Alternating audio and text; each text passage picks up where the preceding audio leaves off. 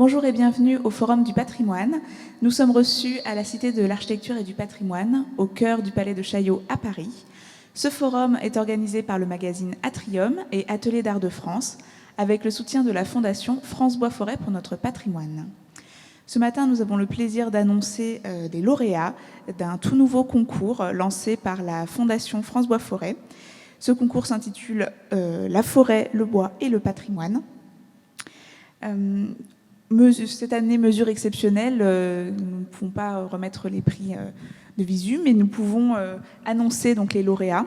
À mes côtés, 2 membres du jury. Marie-Amélie Tech, vous êtes architecte du patrimoine et auteur d'un essai Notre-Dame à cœur ouvert, publié cette année aux éditions Pierre Tecky. Bonjour. Bonjour. Et à vos côtés, monsieur Philippe Gourmin, vous êtes expert forestier. Bonjour. Donc, tous les deux, vous êtes membres de ce jury qui a présenté cette année un premier concours. Pouvez-vous nous en dire un peu plus? Quel est l'objet de ce concours? Alors, ce concours vise à distinguer, récompenser des projets déjà réalisés. Donc, il se distingue en cela de l'appel à projet que nous avons lancé, qui sera clos bientôt le 30 octobre, qui, lui, vise à encourager des projets à venir. Là, on parle de réalisation, donc le prix, ça récompense des réalisations, des choses qui ont été faites.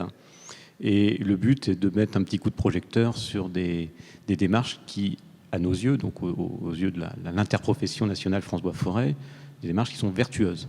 Voilà. C'est-à-dire des démarches qui utilisent du bois, si possible local, pour des projets de restauration de patrimoine. Donc, vous étiez plusieurs membres du jury, chacun avec sans doute vos spécificités, vos compétences et expertises. Quels étaient les critères pour juger ces projets, enfin ces réalisations? Alors, je vais peut-être commencer par répondre pour la partie plutôt forêt, puisque je suis expert forestier, gestionnaire de forêt. Il y a une partie qui est liée à la ressource, ça ne va pas vous surprendre. Donc, d'où viennent les bois? Est-ce qu'il y a une sorte de traçabilité? Est-ce que c'est, entre guillemets, biosourcé? Est-ce qu'on sait d'où ça vient? En quelle quantité? Voilà, ça c'est le premier point. Le deuxième point, c'est la pérennité de l'ouvrage. Est-ce qu'on a, dans la mise en œuvre, réfléchi à ce que les bois soient protégés de l'eau, des attaques d'insectes, de champignons? Est-ce que donc ça va être durable? Ça, c'est la pérennité. Voilà les 2 critères. Et puis Marie-Amélie va nous donner la suite des critères. Alors, je dois dire en préambule que malgré, en dépit du contexte un peu particulier cette année, nous avons eu la joie de découvrir de très belles candidatures et faire une sélection parmi celles-ci, mais j'étais heureux de voir que le concours était auguré, cette édition 2020 augurait de belles éditions à venir. Donc nous avions aussi, pour poursuivre sur les différents sujets, les différents thèmes que nous avons analysés, nous avions la qualité architecturale et l'intégration. Parce que ça, c'est quand même crucial dans le patrimoine, à la fois de respecter le site, de respecter l'architecture et la cohérence architecturale du site, l'archéologie en présence, etc. Et ce qu'on appelle aussi l'insertion paysagère. Nous avions aussi le critère économique et social, voir comment ce projet mettait en jeu des acteurs locaux et récompensait des énergies collectives et humaines à l'échelle du territoire, et aussi le sujet de la transmission évidemment du geste, la transmission de savoir-faire. Voilà. Alors si on dézoome un petit peu sur le sujet des critères, nous avons aussi envisagé 4 catégories. La première est le patrimoine monumental et religieux, alors ce qu'on peut aussi appeler architecture savante, architecture qui a été faite à l'origine avec probablement un maître d'œuvre, un maître maçon, donc plutôt des patrimoines assez grands, de grande envergure. Nous avions une deuxième catégorie que nous avons appelée patrimoine de proximité, qui regroupe tout ce qu'on appelle aussi l'architecture vernaculaire, qui est faite in situ, pas forcément par des architectes et des maîtres d'œuvre à l'époque, mais qu'on peut aussi appeler pan de bois. C'est tout ce qui regroupe aussi les moulins, les maisons paysannes. Donc architecture de proximité. Une 4e catégorie qui s'appelle patrimoine et modernité, qui est en réalité patrimoine et architecture contemporaine, ou comment du patrimoine de l'architecture contemporaine ou du projet neuf vient se greffer au patrimoine existant et un site existant. Et puis une catégorie qui s'appelle le coup de cœur, qui échappe un peu à toutes les autres catégories et qui vient récompenser quelque chose d'assez, peut-être une petite folie ou un sujet qui serait insolite et qui n'entrerait pas dans le champ presque conventionnel des autres catégories, qui sont donc patrimoine monumental et religieux, patrimoine de proximité et patrimoine et modernité. Parfait. Je vous propose de découvrir, donc, enfin pour nous, de découvrir ces lauréats. Peut-être le premier prix dans la catégorie patrimoine monumental et religieux. En tant que présidente de jury, j'ai la lourde tâche d'annoncer les lauréats. Et dans la catégorie patrimoine monumental et religieux, c'est le château d'Harcourt qui a reçu le premier prix. Nous l'avons trouvé, alors évidemment, tout à fait à l'échelle et répondant à la vocation même du prix, à savoir utiliser du bois, utiliser des ressources locales, des hommes même locaux, et faire revivre un patrimoine qui est un patrimoine public, puisqu'elle appartient au conseil départemental de l'Eure, me semble-t-il, et aussi qui redonne du lien. Alors là, c'est un lien physique aussi, c'est une passerelle, un petit pont dormant qui permet de relier la basse-cour et la cour du château. Alors, un mot sur la ressource. Moi, j'ai beaucoup regardé cet aspect-là dans les différents dossiers. Là, on est vraiment dans l'essence même de ce que souhaite la Fondation François Forêt pour le patrimoine. Parce que, vous voyez, donc, le projet consiste à la recréation complète d'un pont qui relie les deux parties de l'édifice. C'est en chêne. Donc, ça a été refait en chêne. Donc, jusque-là, bon, très bien. Mais les chênes ont été pris sur place. Ils ont été choisis par l'association Charpentiers sans frontières, avec le propriétaire et son représentant, sur la propriété. Parce qu'il faut savoir que le château d'Harcourt est doté d'une forêt relativement importante à proximité. Et donc là, le lien ressources-patrimoine, il est une évidence absolue, quoi. On est dans la totalité et on peut raconter l'histoire, on peut même montrer la parcelle d'où ça vient. Alors, ça, c'est un élément très important, notamment pour moi qui suis forestier. Je n'ai pas eu d'hésitation dans cette catégorie-là à retenir cette réalisation. Et puis, il y a aussi la question de la transmission qui est très forte dans le projet, puisque, vous voyez, il y a beaucoup de monde, il y a beaucoup de jeunes. Il y a des gens qui, au cours de ces chantiers estivaux, acquièrent la technique et repartent. Ce sont des charpentiers, mais ça leur permet d'acquérir cette technique de la taille à la main, en plus, et de l'adopter, et éventuellement de la vendre à leurs propres clients dans de nouveaux projets. Donc ça démultiplie l'initiative. Ça, c'est très intéressant. Sur l'architecture ? Alors, d'un point de vue architectural et j'allais dire archéologique, c'était quand même important pour nous de récompenser des gens qui s'inscrivaient aussi dans un site, dans une histoire, avec une démarche, sinon déontologique, ou en tout cas une démarche concertée avec notamment les services de l'État et du ministère de la Culture. Et c'est le cas pour ce projet. C'est la restitution non pas d'un pont-levis, parce qu'il y avait un pont-levis qui est devenu pont dormance, médiéval. Donc c'est pas un projet, c'est pas une restitution d'un pont-levis, c'est la restitution d'un ouvrage qui est daté de 1970 et qui avait été déposé. Voilà, donc ce n'est pas la restitution d'un patrimoine médiéval, mais il s'inscrit quand même dans une démarche scientifique étayée. Et ça, c'est important aussi qu'on récompense des projets qui ont cette volonté de s'inscrire dans un site et dans une histoire. Est-ce que vous voulez dire quelques mots sur l'association ? Alors l'association Charpentiers sans frontières, il faut noter effectivement que les gens qui peuvent prétendre à ce prix donc, peuvent être une association, un maître d'ouvrage public, un maître d'ouvrage privé. Là, c'est le cas de l'association Charpentiers sans frontières, qui est une association de charpentiers professionnels qui est née au début des années 90 avec pour vocation et pour mission même de réapprendre les gestes traditionnels du charpentier, de l'homme qui travaille à la main les bois. Donc c'est un pont qui a été refait complètement à la main. Donc dans notre critère qui est le critère de transmission, évidemment, on est là sur ce qu'on peut faire de plus vertueux ou en tout cas de plus conscient du travail de la matière, de l'homme avec la matière. Parfait, je vous remercie. Bravo à l'Association des Charpentiers sans frontières. Peut-être pouvons-nous passer au prix suivant ? Alors, le deuxième prix dans cette même catégorie a été attribué au château de Ripaille, qui est un monument historique de Haute-Savoie, me semble-t-il, si je ne fais pas... Savoie ou Haute-Savoie, si je ne fais pas d'erreur. L'un des deux, en tout cas Rhône-Alpes. Voilà. Est-ce que, Philippe, vous pouvez nous parler un petit peu de ce qu'on pourrait trouver là-bas, peut-être comme ressources ? Alors, dans cette région, qui est une grande région aujourd'hui, parce que ça réunit l'Auvergne-Rhône-Alpes, donc en Auvergne-Rhône-Alpes, vous avez par exemple dans l'Allier la forêt de Troncé. Donc, pour parler du chêne, parce que là on utilise un certain nombre d'éléments en chêne, on peut se fournir de bois locaux et on en trouve aussi en Isère dans quelques endroits. Donc, c'est une réfection quasi complète de la charpente toiture.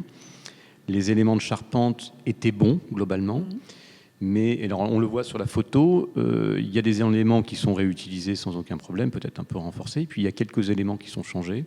Et là, donc, le maître d'œuvre est allé chercher des bois dans les scieries locales, soit en résineux de l'épicéa, qui est une ressource très abondante dans les Deux-Savoies, soit en chêne.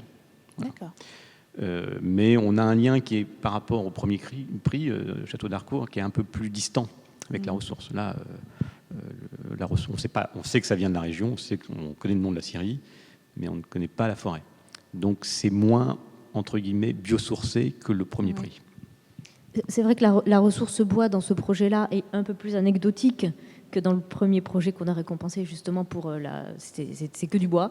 Là, le bois est caché, mais c'est aussi une raison pour nous de montrer que les éléments de charpente font aussi partie du patrimoine et c'est pas parce qu'elle est cachée qu'elle n'a pas vocation à être en bois, à utiliser des ressources locales sur ce projet.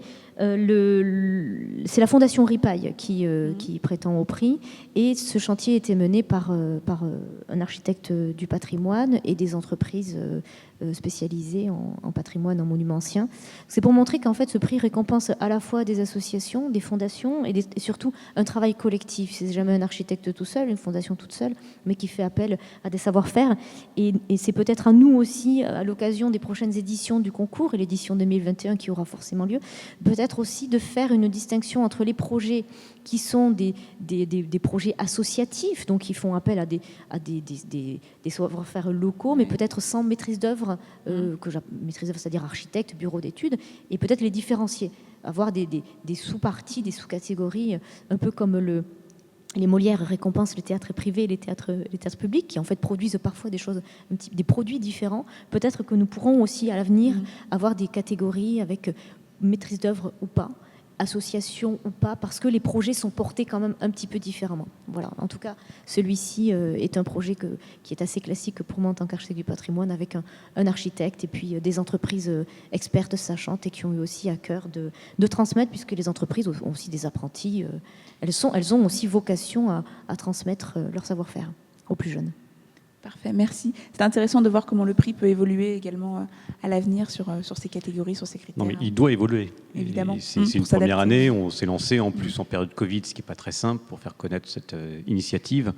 Donc voilà, de ce premier prix, on va en tirer des enseignements et on va modifier le dispositif pour l'année suivante. Bien sûr.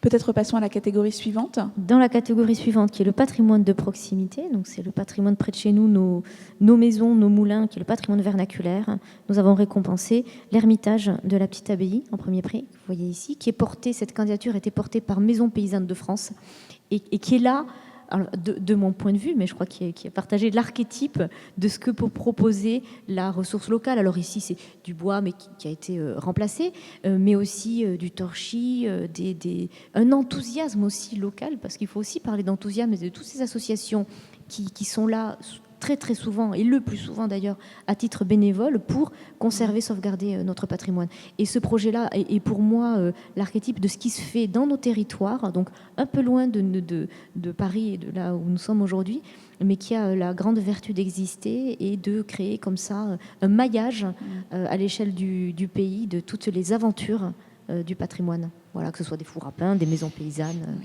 Alors moi, sur la question de la ressource, là, c'est un peu frustré puisque on démonte une maison qui est en ruine et on la remonte.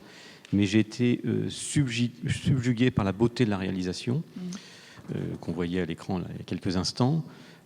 Et vous voyez aussi sur cette photo là que on utilise des bois locaux en complément, bien sûr, puisque c'était une maison qui était en ruine.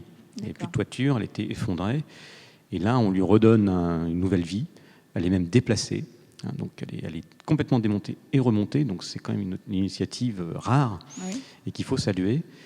Et ça donne envie de multiplier ça ailleurs, quoi. Il y a certainement dans nos territoires des maisons chargées d'histoire, vernaculaires. Donc, c'est du patrimoine de proximité qu'on pourrait qualifier de modeste, mais ce n'est pas péjoratif, c'est pour le comparer au monumental et religieux de la catégorie précédente, mais qui mérite une attention particulière. Parce que ça, ce type de bâtiment, de principe constructif, peut disparaître. Et oui. Il peut disparaître. Et donc cette association Maisons Paysannes de France, justement, entend sauver ces savoir-faire vernaculaires dans les territoires. Et l'usage du bois, bon, là, il est évident, mais ça a une vertu pédagogique considérable, ce projet. Alors, à elle seule, cette maison du paysanne du XVIe siècle est un conservatoire des métiers. Elle a été démontée, remontée, on a remonté les bois, on a fait du torchis, on a rajouté des fenêtres et des portes, et je crois qu'elle a aussi cette vocation-là, à valeur d'exemple d'ailleurs, et de conservatoire des métiers. Je crois que nombre d'artisans se sont fait la main, au sens propre du terme, sur ce patrimoine. Et je trouve ça extrêmement vertueux, et la raison pour laquelle on l'a placé en première position de cette catégorie. Oui, bien sûr. La transmission des savoirs est essentielle, et effectivement, sur ce chantier... Alors, c'était sa vocation même. Ouais. De transmettre par l'exemple comment on pouvait aujourd'hui, comment le propriétaire d'une maison paysanne, avant de démonter sa maison, il pouvait se poser la question d'une reconstruction. S'il n'a pas envie de sa maison, il peut aussi la démonter, la remonter, parce que c'est le cas de celle-ci qui a été démontée et remontée hors sol. Donc la conservation du patrimoine, et ça c'est assez intéressant, peut aussi se faire hors sol. On peut aussi démonter du patrimoine et le remonter à côté sur un site plus favorable. C'est une façon aussi de conserver notre patrimoine. Très intéressant. Donc c'était le premier prix. Je crois qu'il y a un deuxième prix dans cette catégorie. Oui, le deuxième prix est le moulin de Beaurebert, qui est aussi du patrimoine vernaculaire, parce que le moulin et l'architecture hydraulique n'a plus de sens aujourd'hui, enfin n'a plus de sens dans son usage. Oui. Mais pour autant, nous avons aussi le devoir de conserver vivants quelques témoins, et c'est le cas de ces propriétaires qui sont des propriétaires privés, qui ont à cœur et qui ont refait de leurs mains un nombre d'ouvrages, dont la roue à aube, dont je crois un lavoir, une ânnerie, enfin plusieurs. Un four également. Un four aussi, et ils montrent aussi comment on fait du pain dans un four à pain, ce que personne ne sait plus faire aujourd'hui. Voilà, ne sait plus faire. Donc il y a aussi une dimension pédagogique et d'accueil de ce site qu'on doit noter et aussi d'une certaine manière récompenser. Et ce sont des propriétaires privés. Sur la ressource Alors, là, nous sommes en Normandie. La ressource est assez diversifiée autour de ce moulin. On trouve des résineux et des feuillus, plus de feuillus que de résineux. Et on a des informations sur l'origine des bois. Donc, ce qui est intéressant, c'est qu'ils ont mixé bois de récupération dans les fermes, récupérés dans les fermes alentours, au maximum, ce qui fait sens, d'essayer d'utiliser des matériaux anciens, récupérables, qui sont condamnés à la destruction. Je trouve ça très vertueux, mais aussi, on le voit bien ici, des bois classiques issus de la scierie locale qui est nommée. Voilà, donc ça c'est intéressant. Et puis c'est une démarche privée qu'il faut aussi encourager. France Bois Forêt doit encourager toute initiative, quelle qu'elle soit. Qu'elle touche du patrimoine monumental porté par, à la limite, une instance publique, mais aussi un propriétaire amoureux du patrimoine et qui veut mettre le bois à l'honneur dans ses restaurations. Bien sûr, on peut voir à travers déjà ces premiers prix remis la diversité des candidats finalement, des propriétaires privés, des associations, chacun peut se réapproprier son patrimoine. C'est effectivement très divers tant dans l'aspect architectural, dans les budgets des travaux alloués. C'était pour nous difficile aussi de savoir mettre sur un pied d'égalité, ou en tout cas pouvoir distinguer et récompenser deux projets qui sont portés par une collectivité publique, l'un par un maître d'ouvrage privé. Le château de Beaurebert, je crois qu'ils mettent durée de réalisation, je ne sais plus, c'est des décennies, enfin c'est l'œuvre d'une vie. Donc c'est difficile de récompenser d'un côté l'œuvre d'une vie de propriétaires privés amoureux du patrimoine qui ont acheté une ruine, de l'autre une collectivité publique qui avait 1 million d'euros pour restaurer son château en 2 ans et avec une maîtrise d'œuvre. Donc c'est peut-être à nous aussi là à faire évoluer le prix de manière à ce que soit récompensé à toutes les échelles, des échelles qu'elles soient spatiales, territoriales, les projets, différents types de projets, et puis différents porteurs de projets aussi, associations, privés, publics. Je crois qu'il y a une troisième catégorie. Il y a une troisième catégorie, en effet, qui est la catégorie patrimoine et modernité. Alors, sous ce nom-là, on voulait récompenser les projets contemporains, neufs, qui répondent à des usages actuels et en tout cas utiles pour le site, dans du patrimoine. Et pour cette catégorie, nous avons récompensé le château de Bric-Contrevert, qui a mis en œuvre une loge pour accueillir des tailleurs de pierre. Une loge, c'est-à-dire un abri pour les tailleurs de pierre, pour montrer comment on taillait la pierre dans ce site, qui a une très très forte valorisation, qui a à cœur de valoriser la culture, l'histoire, qui est un centre d'interprétation du patrimoine, donc qui a cette vocation d'accueil très grande, et raison pour laquelle ils avaient besoin de pouvoir abriter une loge. Et là aussi, on s'est dit qu'on pouvait faire évoluer ce prix, ou alors créer une catégorie qui pourrait être aussi autour du patrimoine, puisque là, c'est pas à proprement parler un ouvrage patrimonial. Non, effectivement, on n'est pas dans le bois n'est Oui. pas utilisé pour une restauration d'un élément de patrimoine, mais ça fait partie d'un projet d'ensemble. Là, on est sur les accessoires du monument objet du classement ou des visites, mais néanmoins, c'est indispensable. Il faut pouvoir accueillir le public ou des artisans qui vont faire des démonstrations dans des conditions de sécurité, de confort modernes. Et on a du coup une construction qui est moderne, classique. Là, on a une charpente en boissier qui est même boulonnée apparemment, ou moisée. Là, donc, c'est quelque chose on pourrait dire, mais qui n'a rien à voir avec le patrimoine. Mais si, ça fait partie d'un projet d'ensemble. Et ça, c'est une catégorie à part. Voilà. Il est évident que les tailleurs de pierre doivent être mieux installés pour travailler et pour présenter leur savoir-faire. À l'abri de l'eau. C'est un château qui est en Île-de-France, il faut le noter aussi, puisqu'on a aussi une diversité à l'échelle du territoire qu'on doit noter et récompenser. Et l'association est membre de l'Union Rempart qu'on ne présente plus, et qui a évidemment pour vocation de partager notre patrimoine et d'entretien et conservation de notre patrimoine. Donc ça, c'est crucial aussi que ces associations puissent être mises à l'honneur dans le cadre d'un concours tel que celui-ci. Il y a un point intéressant dans ce projet, c'est que ces ajouts compléments du patrimoine destinés à l'accueil du public ou des artisans, il y a une cohérence architecturale.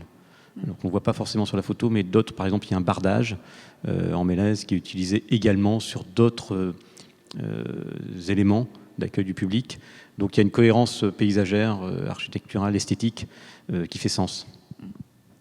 Donc nous avons vu le premier prix. Il y a un deuxième prix, je crois, dans cette catégorie. Le deuxième prix a été attribué au château de Villandreau. Là aussi, on a pensé que c'était tout ce qui avait attrait au patrimoine. Ce ne sont pas proprement parlé des ouvrages du patrimoine qui ont été restaurés en dehors de, je crois, certains planchers, mais plutôt des outils qui vont aider le site à se développer et qui permettent aux visiteurs d'être en toute sécurité dans à la fois les accès et leur déambulation. Donc c'est ça qui est aussi récompensé dans ce prix-là. Alors là, on voit les parquets, mais il y a notamment toute une réflexion sur l'enceinte, sur le travail sur le mur, voilà, qui sont aussi des outils et des accessoires du patrimoine, mais qui ne sont pas des ouvrages patrimoniaux en eux-mêmes. Alors sur ce dossier-là, là, vous voyez les planchers qui sont en pin maritime des Landes, ressources abondantes localement. Donc c'est assez logique, ça tombe sous le sens. Ce sont des parquets locaux, accessibles, qui remplissent bien leur fonction d'usage. Voilà. Tout ça est cohérent. Et tous ces ajouts ont été réalisés en grande partie par des stagiaires et des bénévoles et des gens qui n'étaient pas formés pour cela à l'origine. Donc il y a aussi cette vocation pour ce projet-là à transmettre le goût aussi du patrimoine et le goût du travail du bois. Donc ça, c'est crucial aussi. Parfait. Il me semble qu'il y a une dernière catégorie, un dernier prix coup de cœur. Alors ça, c'est le coup de cœur. C'était le projet insolite qui nous a paru important de mettre en avant dans cette catégorie. C'est la tour d'observation du général Mangin, qui est située dans l'Aisne. Ouais, je suis originaire de l'Aisne, donc je connaissais cette tour. Et donc c'est la tour à partir de laquelle le général Mangin a observé le champ de bataille en juillet 1918. D'accord.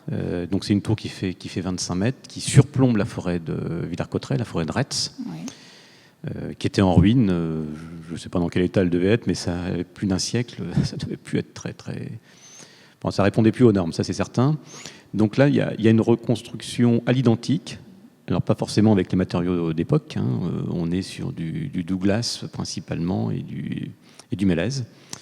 Donc c'est vraiment l'identique, c'est fidèle à la tour qui avait été créée en 1918. Voilà. Donc là on est vraiment dans l'insolite. Et ça fait partie de notre patrimoine historique. Et en plus on est à 2 ans du centenaire de la fin de la Grande Guerre. Ça nous a paru très important de distinguer cette initiative très originale. Alors là, ça nous a quand même posé question parce que notre prix récompensait la restauration du patrimoine. Là, on est sur une restitution complète d'un patrimoine, en tout cas d'une histoire.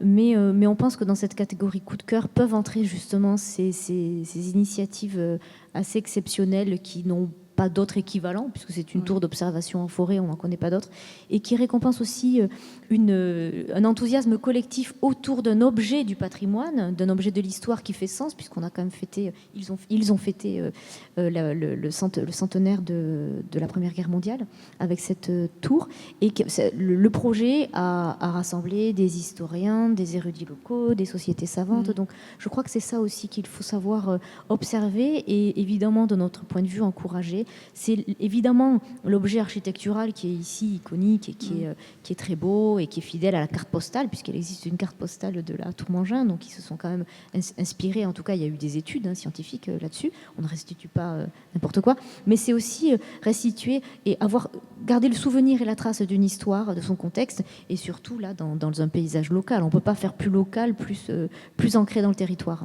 que ce projet qui est porté par une communauté de communes. Donc vous voyez que les porteurs de projets sont très divers. C'est très intéressant, nous avons pu suivre plein d'histoires, plein de fils pour découvrir ce premier concours Forêt, Bois et Patrimoine, donc, qui est lancé par la Fondation France Bois Forêt et le magazine Atrium. Je vous remercie pour votre participation. Est-ce que vous souhaitez dire un dernier mot sur le concours ? Oui, qu'il y aura une édition 2021. Voilà, et que d'ici là, donc pour cette édition 2021, il faut qu'on trouve des prescripteurs de ce concours, et notamment les architectes du patrimoine. Parce que je ne doute pas qu'il y a en France plein de réalisations qui pourraient concourir, et brillamment. Donc il faut qu'on les trouve. Il faut qu'on fasse connaître ce prix et qu'on ait l'année prochaine plein de candidats. Donc nous lançons d'ores et déjà un appel à tous les projets et tous les projets qui se sentiraient de près ou de loin entrer dans ces catégories, qui vont évoluer, sur lesquelles nous allons travailler de toute façon. Et le rendu, les appels à projets sont attendus pour la fin de l'été 2021. Donc nous y comptons. Parfait, bien, le message, je pense, est bien passé. Merci beaucoup tous les deux pour votre participation à cette émission et pour avoir remis ces prix. Bravo à tous les lauréats et merci à tous les dossiers candidats que vous avez pu recevoir cette année.